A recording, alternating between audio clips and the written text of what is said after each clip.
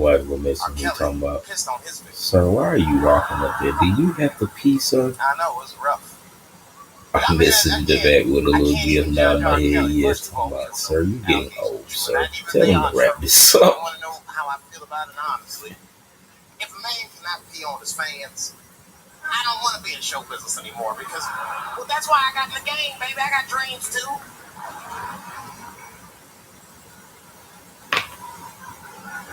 You guys are confusing the issue. Why you guys are busy worrying about if R. Kelly even peed on this girl or not, you're not asking yourself the real question that America needs to decide once and for all. And that question is, how old is 15 really? I'm really over here stalking my Bitcoin. This shit growing up. That's a good question. I'm not saying that a person is as smart as they're going to be at 15. That's not what I'm saying, man. But I am saying 15 to me is old enough to decide whether or not you want to be pissed on. I mean, that's me. You can't make a decision like that by the time you're 15. And just give up, motherfucker, because life is way harder than that. I make tougher decisions all the time.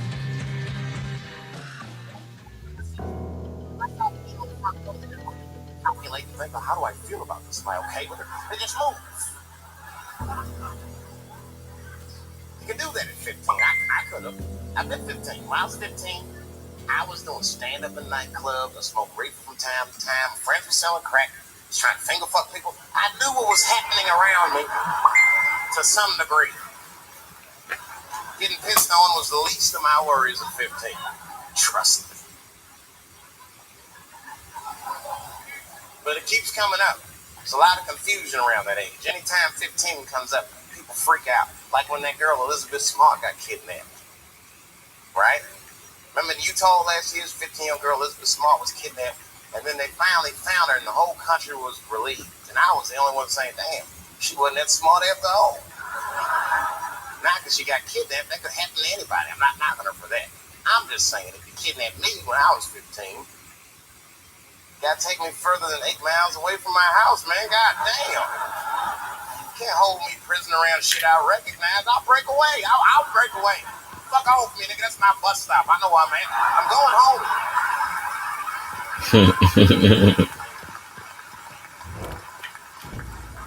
She was missing for 6 months, 8 miles away from my house. That's 2 exits, man. Stop.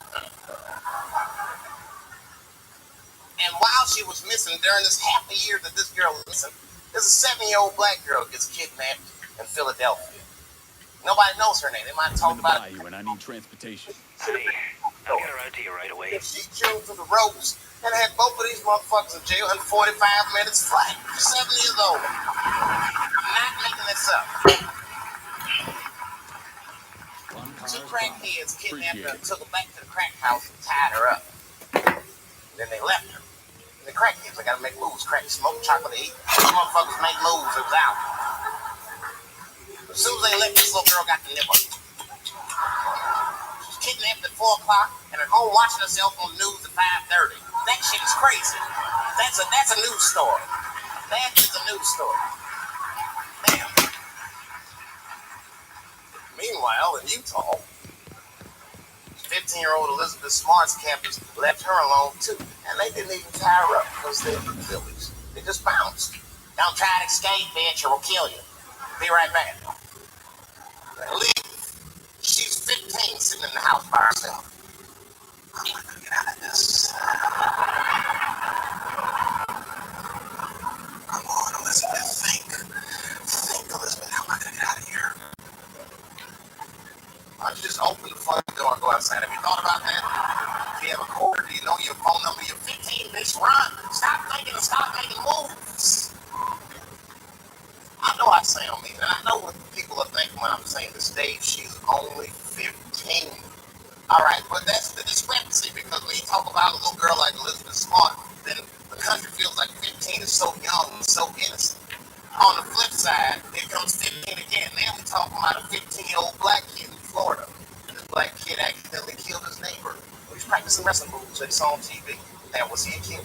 No. They gave him life. They always try out 15-year-olds. And no, this nigger knew what he was doing. It's a goddamn pile driver. If this kid gets on the ropes, there's no stopping him. you'd have to send a rock to arrest him. And they gave a 15-year-old boy life in jail. If you think that it's okay to give him life in jail, it should be legal to pee on him. That's all I'm saying. You gotta map your mind across the board how old 15 actually is. That's all I'm saying.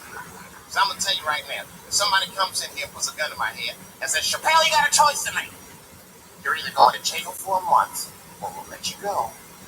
But you gotta let R. Kelly pee on you. I'm not hesitating. Bring in R. Kelly and tell him to stay away from my ass. I'd rather get pissed on the outside than fucking the butt on the insides. I can't go to jail with some smooth Botox balls and think everything's gonna be alright. It's not that kind of place. Take my chance with that piss. Piss will wash off with a 10-minute shower, I'm certain of it. Piss coming right out. What can I do? They're gonna put me in jail.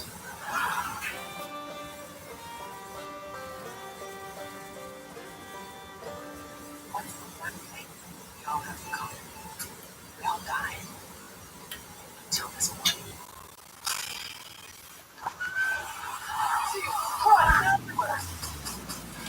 Breaking news.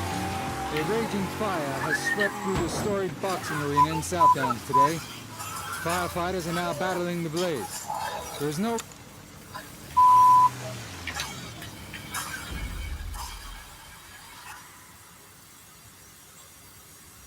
Did you and your family get all your stimulus money? Claim monthly child tax credit payments and receive stimulus payments all online. Learn how at ssa.gov/EIP. Get the money your family deserves. Produced at U.S. taxpayer expense. Have you ever found yourself in such a financial ruin that you enroll yourself in a literal death game at a chance to win a humongous cash prize? Trust me, guys, it ain't fun, because that's exactly what the characters end up doing in the South Korean survival thriller series, Squid Game. Now, full disclosure here, even though this new Netflix show has blown up all over the internet, I knew absolutely nothing about it before watching. I heard Squid Game and I instantly thought it was a SpongeBob spin-off starring your favorite friendly neighborhood squid. Just leave it alone, Nickelodeon. You already freaked up the Patrick Show. Squid Game is a Netflix original series that tells the story of 456 financially struggling individuals who willingly sign up to play 6 children's games for a chance to win a huge cash prize. The catch? If you get eliminated, you die. If you fail to follow the rules, you die. I think we get the point. This is an absolutely amazing and brutal show that will take you on a roller coaster ride of emotions and keep you on the edge of your seats the entire time. I'll be explaining the events that take place throughout the series and breaking down the major plot points for each episode. We'll also be explaining the ending and what it means for the future of Squid Game. If you enjoyed the video, make sure to click that like button as it really helps my channel and helps keep me from having to join Squid Game my damn self. But without further ado, sit back and relax and join me as we explore the cool and deadly games that might just help keep you from total bankruptcy in Squid Game. Our show begins with the introduction of its main character, Song Ki-hoon, portrayed by actor Lee Jun-jae. Ki-hoon lives with his elderly mother, who gambles away her hard-earned cash on horse tracks so he can pay off his large debts. He is being pursued by loan sharks, who in Asia are known to be especially violent and relentless. It's established right away that his situation is dire and he is getting desperate. However, that doesn't stop him from taking his daughter out for her birthday and getting her a pretty neat birthday present. Katie is divorced and his ex-wife's new husband plans on taking them to America unless he can prove he is financially stable enough to gain custody for his daughter. He meets a mysterious man portrayed by Gong Yoo. Most people will recognize from his role portraying to Song. He plays a one-sided game of Dak-Chi and gets left around a few times by the man for a couple bucks. Ki-hoon is then given a card and invited to participate in a competition with a chance to win a huge cash prize, which could relieve him from his financial burdens. He wakes up in a large room along with 455 other contestants, all wearing the same green uniforms. All contestants are numbered in the order in which they joined the competition. Ki-hoon was the last one to join. Number 1, they also introduced the main characters, number 67, 101, 199, and 218, a man named Cho Sang-woo, and Ki-yoon's longtime childhood friend. Every single participant is going through financial struggles and have all voluntarily agreed to participate for a humongous cash prize that could change their lives. Everyone signs a consent form stating they are not allowed to stop playing, they cannot refuse to play, and the games may only be stopped by a majority vote. The contestants must take place and win in 6 games, while left their children's games to be victorious. The games are being administered by mysterious men wearing pink suits and black masks, marked with the PlayStation button symbols that symbolize their ranks. This guy called the front man is their leader. How did I know that? Oh, I don't know. Just a lucky guess. To keep the integrity of a fair contest, none of the contestants know what game they'll be playing prior to actually playing the game. After what must have taken hours of my absolute least favorite thing to do, waiting in line, the first game finally begins. The game is called Green Light, Red Light. The objective is fairly simple. You must reach the other end of the room and cross the red line. Given time limits, however, you can only move while the voice says green light, red light, and must stay absolutely still right after be eliminated. Eliminated not just from the game, but from life.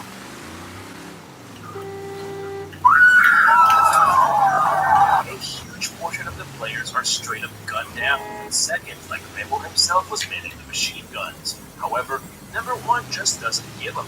It's the first game like a literal boss. Ki-yoon manages to make it to the end thanks to help from number 199, and the end of the first episode reveals that the competition is taking place on a remote island. Let's hope Mr. Beast doesn't get any bright ideas after this. All the dead contestants are carried away and cremated in a coffin cosplaying as a gothic Christmas present. 255 players were eliminated, and the majority of the remaining 201 begged to be released from the competition. They are reminded that they all voluntarily signed up for this and are visually reminded of the prize of victory. The total prize gets added by 100 million won per elimination for a possible total of 45 billion won, roughly $38 million. Despite the fortune literally hanging over their heads, they choose to invoke the third clause, which states the game may be terminated by a majority vote. They are faced with the dilemma of leaving with their lives or risk dying for a chance to win the jackpot. The vote is split evenly by the opposite side, with the tie is broken by number 1 who chooses to terminate the game. The vote proves that while one half values their lives over money, the other half are willing to risk it all for a better life, stating that their chances of survival in Squid Game are no better than the cold and cruel world they are already living in.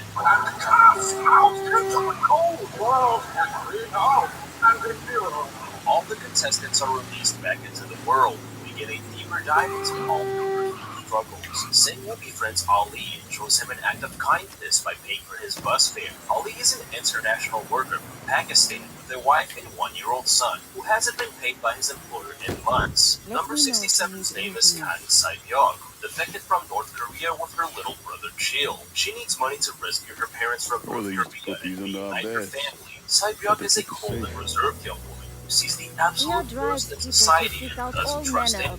Song-woo is 6 million won in debt and put up everything he and his mother own as collateral. His mother has no idea of his hardships. Thanks to all her friends about how successful she believes him to be. He even tries to report what happens to the police, but he just comes off crazy as hell. There's absolutely no way that he was the only one reporting The white government says we don't have a right to arm ourselves, but we The can't be situation trusted. becomes much more But the dire. folks His around mother here, falls ill and all needs they surgery looking for in is a order to little survive. peace of We mind. meet a police detective named Wong Jun-ho, portrayed There are by stashes Lee of Ha-jun. guns hidden You'll in this city. recognize I from his need role you in to see. Ganjam Haunted Asylum. Sure, this about the highlight. Junho is searching for When his you out there missing running brother, around but killing the all ghost those of him crackers, also what do you think participated people in will see? Squid Game. All the players are given a second I'll tell you chance, what they being see. invited to participate in A Squid crazy Game. nigga. Despite being A fully aware nigga of part the of a games they're savage hole that participating, needs to the be weight of all her exterminated. struggles and Well, demons I don't is give a simply shit too one way or much. another. Ki-yoon, as It's well not as for me. several And what others, happens when decide to you're not around voluntarily and another black enter man or the woman is, competition. huh? We all the same to them.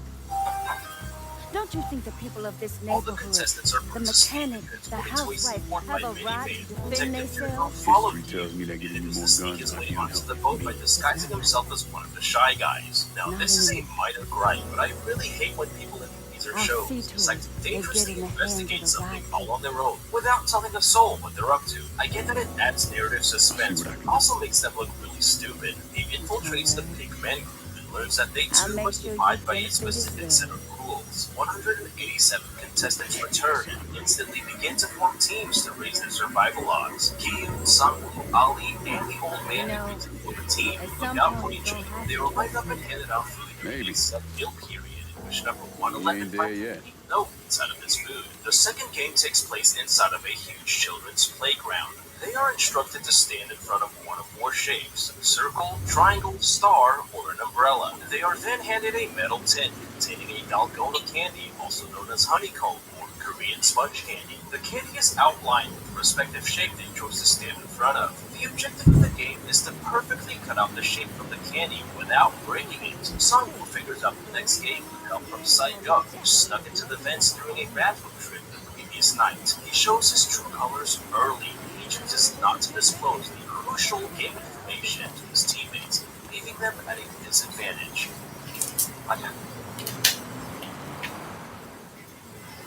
Those who chose the triangle are at an obvious advantage because of its simplicity compared to the other shapes. If you screw that one up, then you don't deserve the 45 bill. If you chose the umbrella like Giyu, better be wearing the same plot armor because number 369 is the first to break his candy and takes a huge blast in the face. Several other contestants bite the bullet and seem almost shocked by what's happening. They seem to have forgotten that plague had crossed up their lives. Not way to remember. Number 212 achieves her way to victory with the help of a lighter that she snuck in through unorthodox methods, and gives it to number 101, who's struggling with the star. Kiyun manages to successfully cut out his shape by licking the back of the candy and softening it up. One morsel almost made it out, broke the handle of his umbrella. He snatches a guard's gun and threatens to kill him if he isn't let go. The man forces the guard to take off his mask, and realizing his desperate situation, shoots himself in the head. Frontman arrives and immediately kills the guard.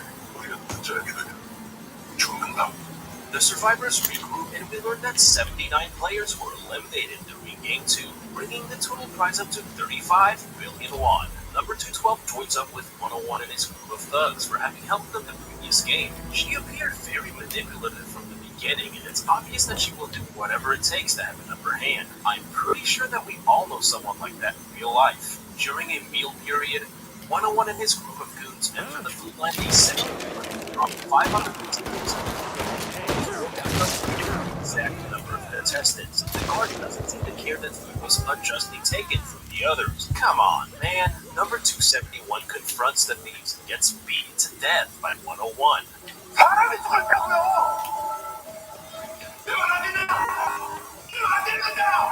The guards don't seem to care about what just went down, just haul him away in the present coffin. In a weird turn of events, we learn that number 111 and a few rogue guards have been harvesting the organs of dead players to make money. The guards have secretly been telling him the games ahead of time by sneaking notes in his food. They reveal that nothing was done about the food shortage to purposely spark conflict between the contestants so that a fight could break out and weed out the weak. Number 111 joins up with number 101 and his thugs, revealing that he is a doctor and also knows what the next game is. I found it quite interesting how simply having the information for the next game technically made him the most important man in the room. Just as predicted, a brutal and gritty fight breaks loose after lights out. Number 101 and his goons go after Sai-young, but she is saved by Giyun and his team. The fight comes to an end when the old man shouts and pleads for everyone to stop.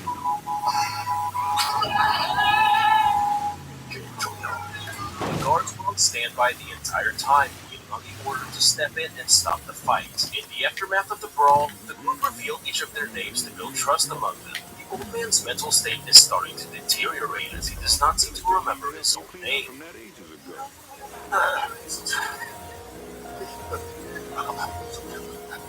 Number 101 and 212 get a little steamy with each other in the bathroom and also reveal their names to each other. Her name is Han Min-yo and his name is Jun Dok-soo. She makes him promise to stay with her until the end and vows to kill him if he betrays her, which he ends up doing in the very next game.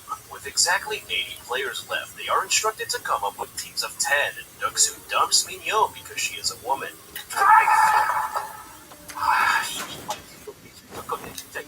She joins up with Gi-hyun and Sai-young recruits a young girl, reading a total of 3 women and an elderly man on their team. This proves to be a huge disadvantage for them as we discover that the third game is Tug of War. Luxu was aware of this beforehand thanks to the doctor and made sure his team consisted of the strongest men possible. The game is played over 2 tall platforms, and if they lose, the entire losing team falls to their deaths.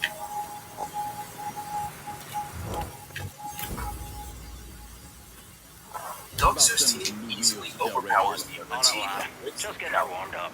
His team is up next and are at an obvious disadvantage. The old man recalls having won Tug of War numerous times as a kid. He tells them of a strategy that almost always helped them be victorious, even if the other team were much more physically imposing. Thanks to the old man's strategy and last-minute trick from Sang-woo, they are able to defeat the other team and live to see another day.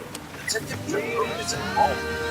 Welcome back to operation by the sheer coincidence of having taken the identity of the previous rogue guard who was involved. Is then tasked to deliver the organs to a pickup ship with the others as a guard. The guard realizes that Junko is an imposter and is killed by them soon after. In the operation, it's south. The guards tell the doctor that they do not know the next game will be played.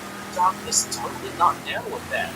Murders one of the guards before attempting to make a run for it. The guard chases him into the room of the second game, and are eventually both killed by the front man. The front man finds the dead bodies of the remaining guards and realizes that there is an intruder. An emergency alarm blares through the entire complex. All the contestants are told to line up. Junko discovers files Need some containing shooters the to hit a names of target in contestants Barclay. of You previous got it. games. We'll be around Finds shortly. all prior winners. Finds his brother's name, Wang Yin-ho, who seems to have played and won the game in 2015. Prior to the start of the next game, we see that the old man is starting to lose control of his body as he urinates on himself and appears extremely disoriented while being escorted to the next game.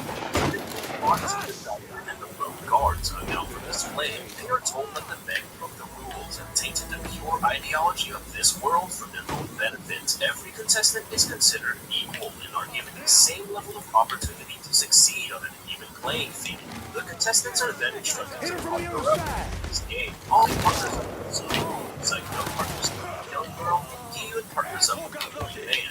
Gi-yoon and the old man's friendship is one of the highlights of the show and gives it some much-needed heart. Gi-yoon ends up being the one without a partner and is tracked by the guards before the game. Before the game starts, Gi-yoon and the old man form a pact to become not only one another, or according to the old man, really close friends that share everything. In a shocking turn of events, the contestants learn that they both might be working together and facing off against their partner, meaning that only half of the contestants will alive. Each contestant will be given a match to win all the others' marbles before the time runs out. They can obtain the marbles by any means, but are prohibited from resorting to violence. Sang-woo finally reveals his true colors and ends up deceiving Ali for all his marbles.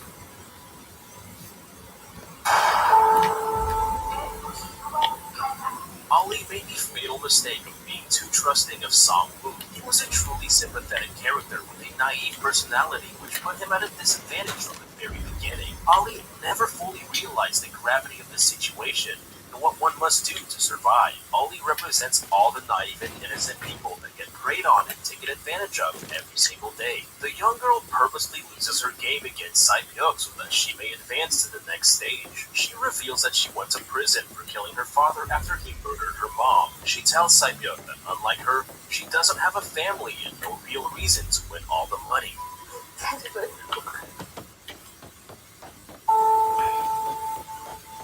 The old man's mental state has severely worsened and he wanders around the play area which he says resembles his childhood neighborhood. He doesn't seem to understand what's going on and he desperately tries to get him to play. It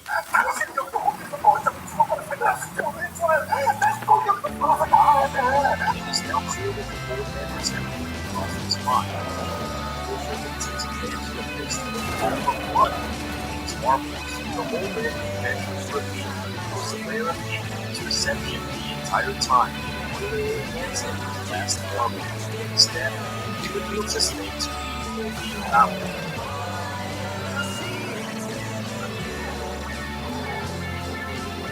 Frontman is still searching for Junko, says that the local guests will be arriving soon. They find the dead body of the guard Junko killed, find his police credentials, revealing his true identity. In the aftermath of the game, the man is completely distraught from having won the game over his late wife and blames himself.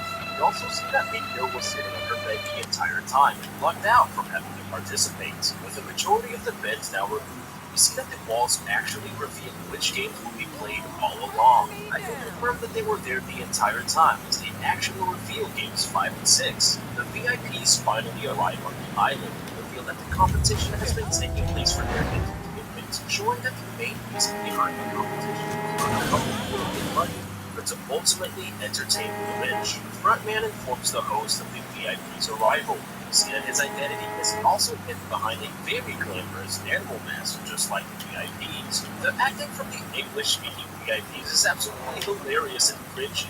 This is something I've often noticed from Asian films and TV shows. The English-speaking actors are almost always never on par with the acting of the main cast. I suppose in this case, the VIPs could be acting that way on purpose as to represent the larger-than-life rich individuals. So you put your money on this time.